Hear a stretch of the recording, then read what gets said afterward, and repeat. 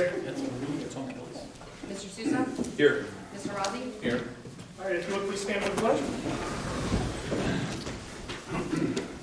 I pledge allegiance to the flag of the United States of America and to the republic for which it stands, one nation, under God, indivisible, with liberty and justice for all. All right, I'll go ahead and make a motion to approve the clerk's journal and accept the tapes of the official minutes of the February 19, 2020 Township Trustee meeting. Second. Mr. Cordray? Yes. Mr. Rossi? Yes. Mr. Sousa? Yes. All right, all into bills before the board. Making a motion to approve EFT direct deposit vouchers 11797, 15188 through 1179, 715255. Second.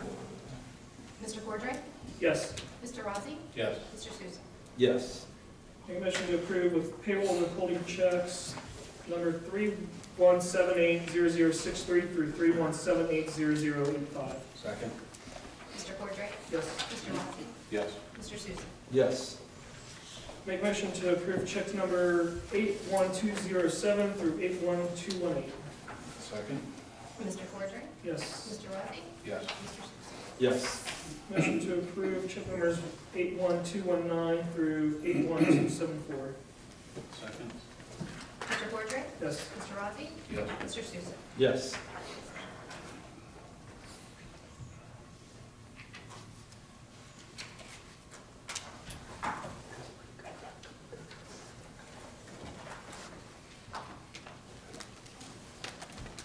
All right, at this time, I'd like to go ahead and welcome Warren County Sheriff Larry Sims up to do the 2019 annual report.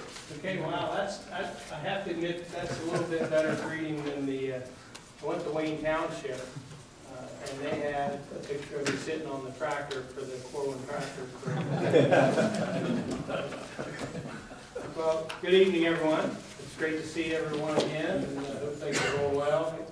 I really do appreciate having just the opportunity to come down and just talk for a couple minutes. You've seen the end of the year reports. Many of those categories in there, the services we provide are the same, just the data that's collected throughout the year. The beginning of the report typically mentions a couple things that are probably a little bit different than we have year to year. At the very beginning, and I don't know if you've had the Drug Task Force commander here yet. If you have, I don't get into the drug side too much because I know he talks about it, but our overdose deaths have continued to decline.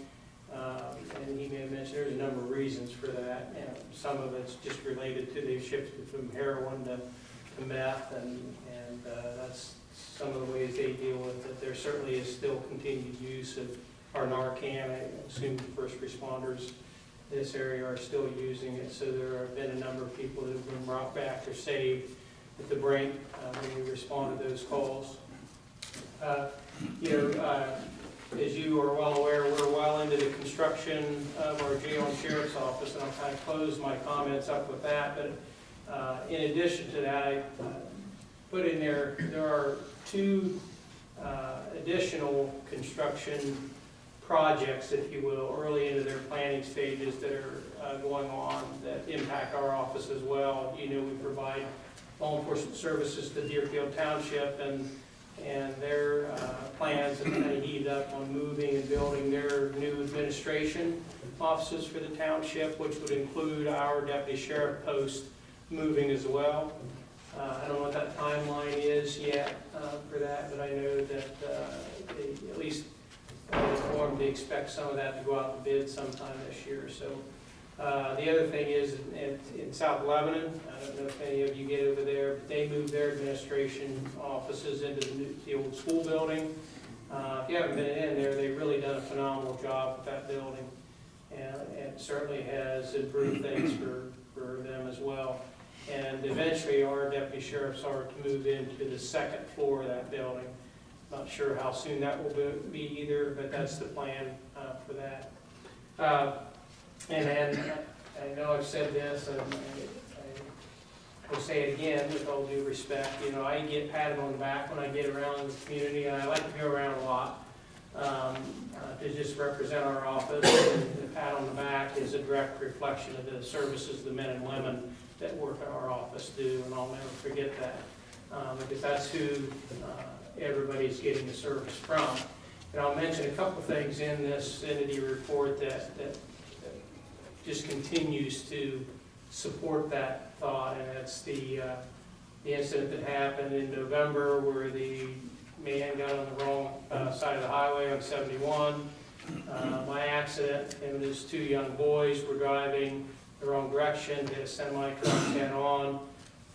The man and one of the sons died as a result of that.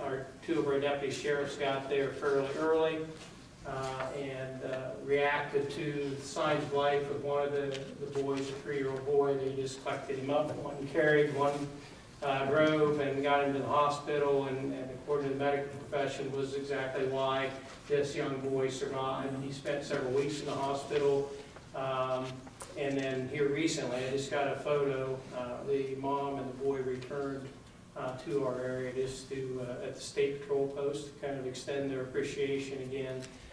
Those things as we all see, just those tragedies that happen.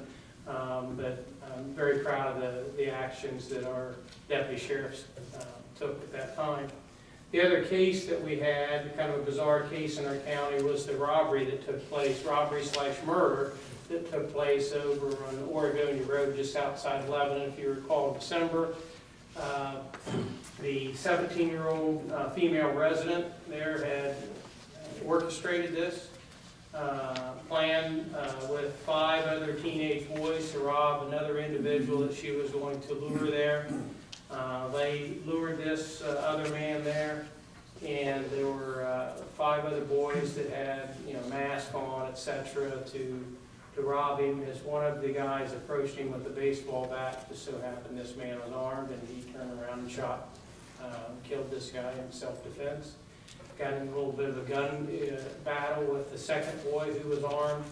He shot that guy several times, who ended up in the hospital, in and out of the hospital. And all of them now, with the exception of the man who lost his life because of the crazy plan, they're all facing murder charges. They're all juveniles but one that will be bound over as adults. It's a little unusual for our county, to say the least. But the job done by our men and women was just phenomenal. Their immediate response, their crime scene collection, their interview skills led all of those individuals to be arrested and incarcerated within a couple days, with the exception of the last one who has been arrested here in the last couple weeks. So the case progresses on through the criminal justice system. But just another example of what our men and women do all the time, and just want to extend my appreciation for what they do. So that's kind of it in a nutshell, just that short, brief summary. Certainly there's stuff you can look at in the report at your leisure. If you have a hard time falling asleep, it's there. There also is that we have these reports, this one as well as the previous ones, all on a link on our website. If anybody has any questions, we'll certainly try to answer those. Otherwise, I'll let you get on to business. I just had one question just about the new jail. How much added capacity will it be once that's completed? You did get those photos too. We got it. Oh, see, that's awesome. You guys are on the spot. We'll go from 280 to 496. And everybody asks, well, how long will that last? I don't have a clue. We have an unofficial estimate internally. This includes our jail staff that, you heard me say we release people fairly regularly in order to make room for more serious people. These men and women out there on the law enforcement side they get told no room at the end, so they oftentimes have to adjust what they're doing. On the enforcement side, the courts have been gracious about not forcing us to drive people all over the state of Ohio to find a bed space. So that's a long way to say that we have correction staff in our jail that say that within just a couple months there'll be 350 to 400 people. I do think that there'll be an increase, probably 50 or so right out of the chute, when the judges know that they have a little bit more flexibility, especially those people that keep violating the rules and there's really nowhere else to put them. And then I think it'll level off. And what we see at the end of the day, I'm not sure. The jail there, if you look at the bank there towards the bike trail, there is, this bottom part of this jail is a housing unit. The one directly towards the top of the picture is the second housing unit, and then directly to the top of the screen from it is a third housing unit. Each one of those housing units, you can add another housing unit attached to the back side of them. And there's one in between. So a total of 4 housing units could be added onto that without ever changing the location, for 150 beds per housing unit. And the internal services are being built so that it would be able to handle that, 1,000 inmates by then if that ever happens. And who knows? So, but yeah, that's kind of it. We're hoping that it'll last us a good long time. So we'll see. Hope so. Yeah, and they're on, right, we were over there today, they're still on schedule. The mild winter certainly helped. See how much the rain does to them for this spring, but they are on schedule. They don't like to say it, but they're a little bit ahead right now, but that's not my area of expertise, so I just listen, and but they are progressing pretty quickly. Anybody else? I'm good, thank you. Thank you very much. Thank you very much.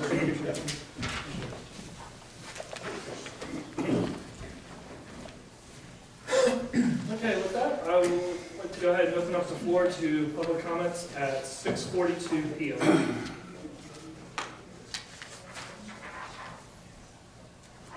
Okay, I will go ahead and close the floor to public comments at 6:42 p.m.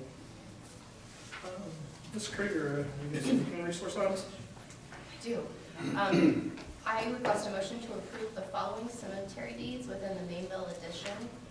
Mr. Edward Staten has purchased lot 123, graves 1 and 2. It's deed 2020-2. And Miss Sue Redmond purchased lot 17, grave 6, deed 2020-3. So moved. Second? Mr. Cordray? Yes. Mr. Rossi? Yes. Mr. Sousa? Yes.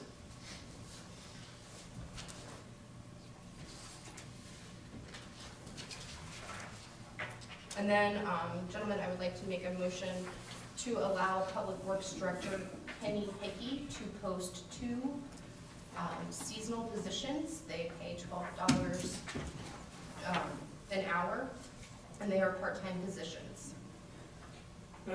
Mr. Hickey, do you mind just kind of breaking down for the board just kind of what those positions entail, what they're for this season? Correct. Yeah, so the 2 seasonals that we have one seasonal that comes in every year, and he actually requested to come back in, so that's why it's not 3, it's actually 2. These 2 seasonals will take care of, one will be in Mar Park to take care of the mowing of the Cincinnati United.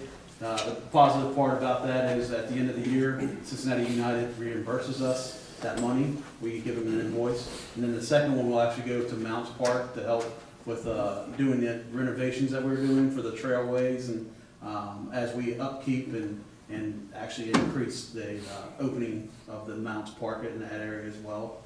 So they'll be maintaining that, and also if he has other time, he'll be helping out with other parks as well, possibly Mar Park, Dog Park, that kind of stuff in that area. All right, so moved. Second? Mr. Cordray? Yes. Mr. Rossi? Yes. Mr. Sousa? Yes.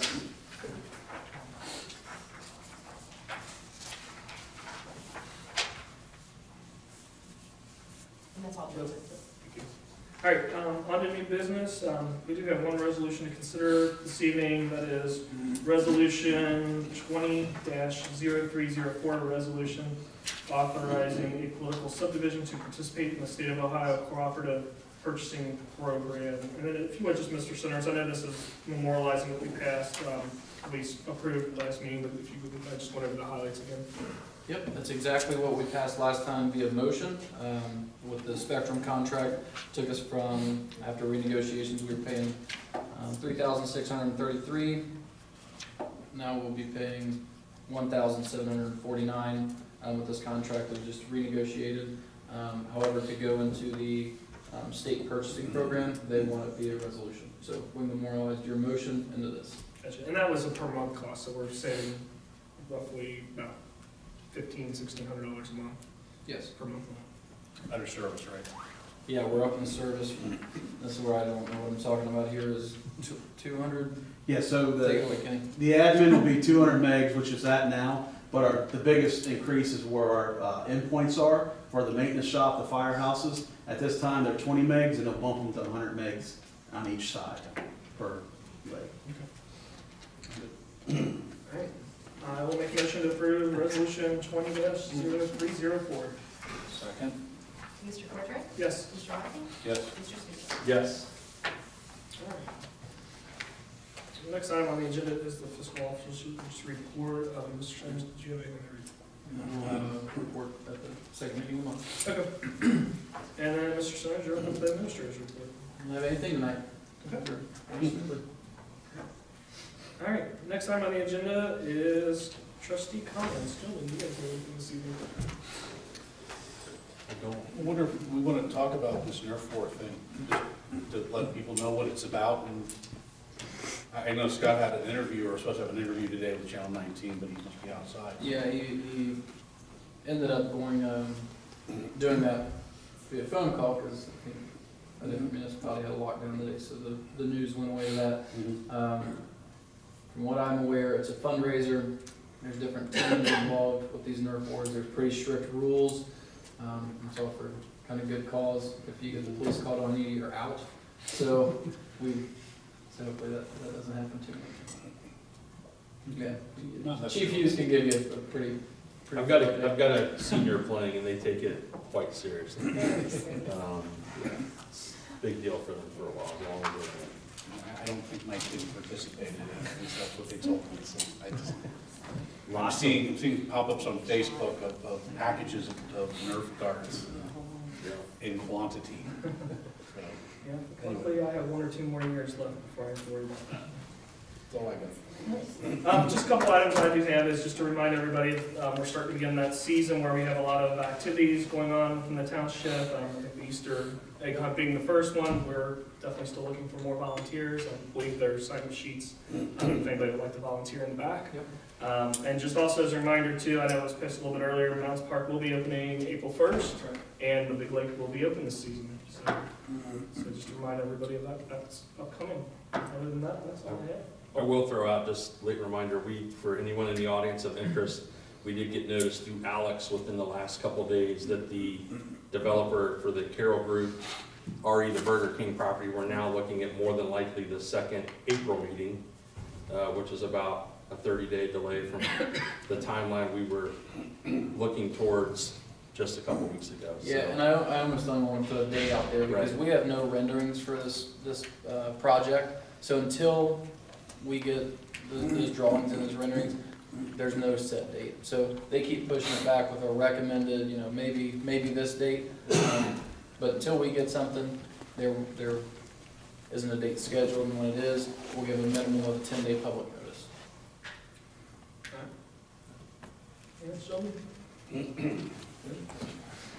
All right. At this time, I'll go ahead and make a motion to go into executive session in reference to ORC 121.22, Section G1, to consider the employment of a public employee, Section 2, to consider the sale of property, and Section 3, conference with an attorney for the public body concerning disputes involving the public body that are subject of pending or imminent court action. Second? Mr. Cordray? Yes. Mr. Rossi? Yes. Mr. Souza? Yes. All right. Make a motion to come out of executive session at 9:21 p.m. Second? Mr. Cordray? Yes. Mr. Rossi? Yes. Mr. Souza? Yes. Make a motion to adjourn at 9:21 p.m. Second? Mr. Cordray? Yes. Mr. Rossi? Yes. Mr. Souza? Yes.